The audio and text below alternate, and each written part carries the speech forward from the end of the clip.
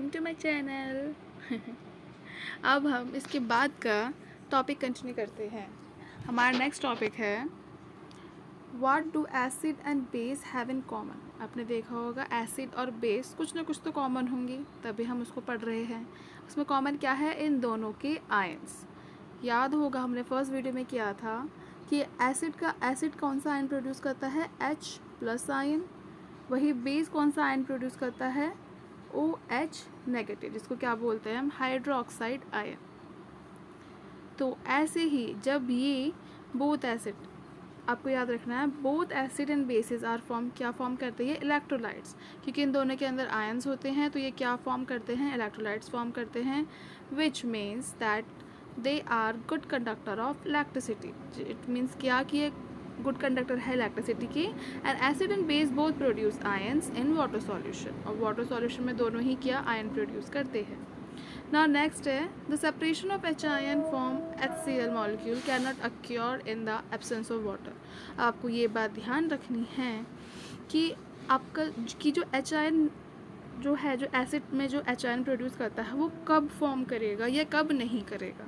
You keep in that mind कि H+ ion का form नहीं होता है जब पानी की एब्सेंस होगी, when acquire in the absence of water. उस टाइम पे H+ आयन बिल्कुल भी फॉर्म नहीं होता है। एग्जाम्पल जैसे HCl + H2O gives H3O plus में Cl नेगेटिव। इसमें क्या है कि hydrogen ion can not exist alone but they exist after combining with water. Hydrogen ion कभी भी अकेले एग्जिस्ट नहीं करेगा, वो हमेशा एग्जिस्ट करेगा वाटर के साथ ही। तो इसके साथ thus hydrogen ion always shown as hydronium ion H3O का पॉजिटिव। इट मीन्स कि जब हमने देखा कि HCl H2O के साथ जब रिएक्ट कर रहा है तो वो क्या फॉर्म कर रहा है? हाइड्रोनियम आयन फॉर्म कर रहा है। ये कब एग्जिस्ट होगा? जब भी हम इसे वाटर के साथ रिएक्ट करवाएंगे या कंबाइन करेंगे। So we have seen that acid gives hydronium ion in water when base is dissolved in water। जब बेस हम वाटर के साथ डिज़ोल्व करते हैं तब वो क्या प्रोड्यूस करता है? हाइड्रोक्साइड आयन, जिसको हम OH नेगेटिव बोलते हैं।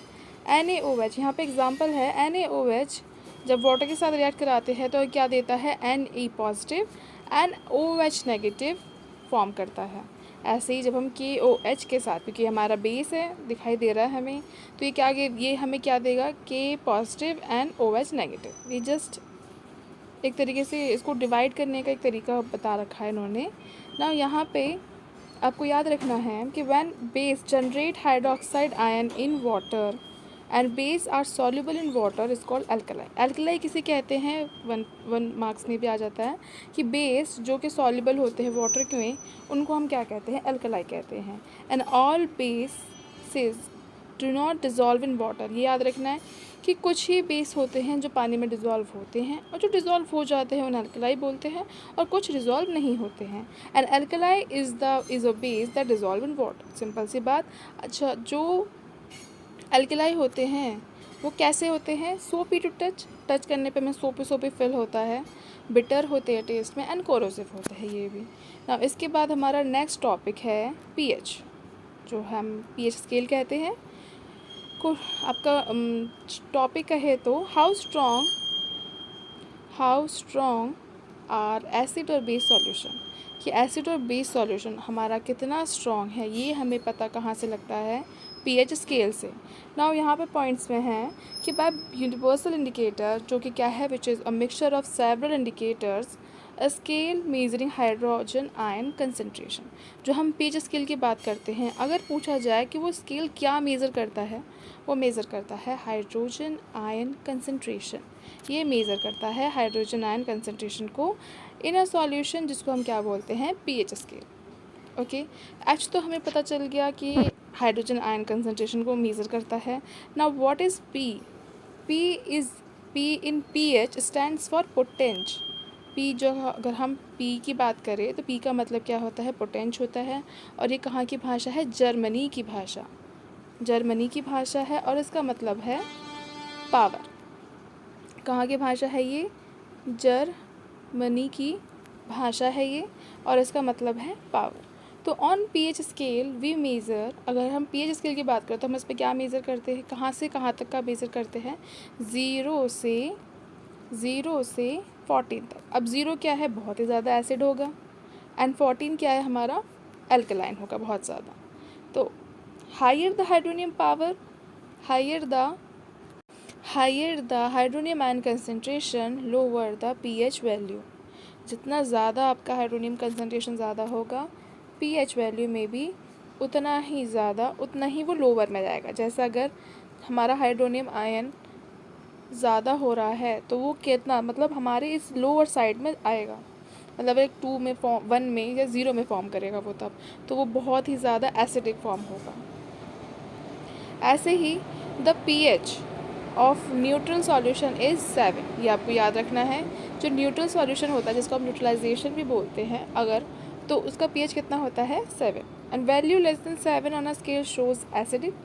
याद रखना है कि जो स्केल है इसमें 7 हमारा न्यूट्रल है, इससे कम अगर शो होता है तो वो हमारा एसिड होता है, और इसके आगे अगर बढ़ता है तो वो हमारा बेस होता है। Keep that in your mind.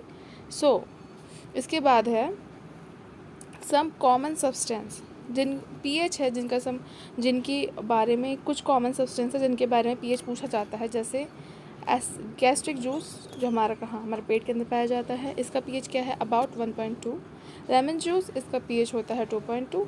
Pure water कहे या ब्लड, इसका पीएच होता है 7.4। मिल्क ऑफ मैग्नीशिया, इसका पीएच होता है 10। एंड सोडियम हाइड्रोक्साइड सॉल्यूशन, इसका पीएच होता है 40। इसके बाद कभी कभी पूछा जाता है, जैसे कि आपको पता है कि अगर हमारा ये स्केल है, ये हमारा 7 है, अगर मुझे 6 और 5 दे रखा है तो इसमें से मेरा एसिडिक हायर और एसिडिक लोअर कौन सा होगा? तो याद रखना है, यहाँ से जो नीचे नीचे जाएगा वो हमारा हायर एसिडिक होगा, और जो इसके आगे होगा वो हमारा वीक एसिड होगा। सिमिलरली 8 है, 9 का हो या 10, तो हमारा हायर बेस कौन सा होगा? 10, एंड लोअर बेस होगा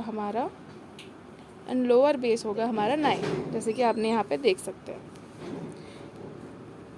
इसके बाद शॉर्टली मैं सब आपको बता दूँ कि सब में पीएच कितना कितना रेंज का होता है। जैसे हम डेली लाइफ में भी अपना पीएच देख पाते हैं, एवरीडे लाइफ। अगर मैं कहूँ हमारा body works with the pH range, हमारा जो बॉडी है उसमें पीएच कहाँ से कहाँ तक का रेंज लाई करता है? 7.0 से 7.8।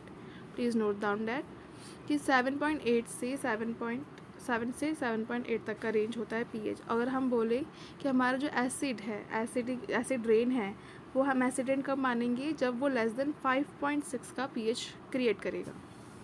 ठीक है, लेस देन 5.6 का पीएच क्रिएट करेगा। इसके बाद अगर हम स्टमक की बात करें, हमारा our stomach produces hydrochloric acid, और इससे क्या फॉर्म होता है भाई? हमारे स्टमक के अंदर डाइजेशन फॉर्म होता है। अगर कभी हमारा डाइजेशन एसिडिक, जब ज़्यादा एसिड प्रोड्यूस हो जाता है तो उससे हमें क्या होता है? इंडाइजेशन फील होता है, उससे हमें क्या होगा? पेन और इरिटेशन फील होगा। इसको क्योर करने के लिए हम क्या यूज़ करते हैं? You need to remember this कि इसे क्योर करने के लिए हम एंटासिड यूज़ करते हैं। क्या यूज़ करते हैं? एंटासिड। और एंटासिड हमारा, इसमें आपको फॉर्म दे रखा है, एंटासिड होता है हमारा मिल्क ऑफ मैग्नीशिया कह सकते हैं, जिसको हम क्या बोलते हैं? Magnesium hydroxide. Milk of magnesia बोलते हैं क्या? मैग्नीशियम हाइड्रोक्साइड, जिसको हम as a mild base use करते हैं फॉर दिस पर्पस। ओके।